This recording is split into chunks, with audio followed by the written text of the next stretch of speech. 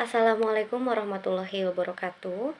In this occasion, I would like to present my article with the title is Implementation of PBL Learning Model with Approach TARL to Improve Mathematics Learning Outcomes in Grade 1 at Kota Gede 5 State Elementary School, Yogyakarta. Mathematics is a subject that is often considered difficult by students, especially first grade students. As a teacher, it is essential to provide learning facilities that facilitate student understanding of the material being studied. Therefore, the choice of method and approaches is very influential. First grade students at Kota Gede 5 Public Elementary School have difficulty understanding mathematics material as evidenced by their learning outcomes. Therefore, it is necessary to use appropriate method and approaches to improve student learning outcomes. One way to do this is by implementing the TIRL approach and the problem-based learning model.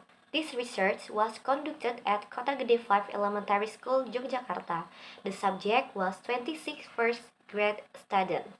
The study was conducted in 2 cycles, each consisting of planning, implementation, observation, and reflection. Data were collected through observation and testing. The collected data were then analyzed using quantitative analytic techniques. The instruments used in this study were questionnaires in the form of pre-test and post-test, as well as evaluation questions given at the end of the lesson to measure student understanding and as a benchmark for assessing improvement in student learning outcomes. The results of this study indicate that the implementation of PBL learning model with the TRL approach can improve student learning outcomes in mathematics, especially in the material on time measurement. This is proven by the result of the student learning evaluation test that experienced an increase between cycles 1 and cycle 2. In cycle 1, it showed that students who had achieved score above the minimum completion criteria were 73.08%.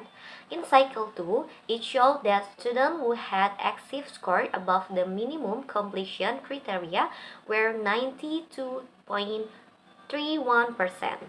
Based on the result of the research conducted, it was concluded that the implementation of the problem-based learning model with the teaching at the red level approach in mathematics regarding time measurement was successful in improving learning outcomes in Class 1 of Kota Gede 5 Elementary School, Yogyakarta.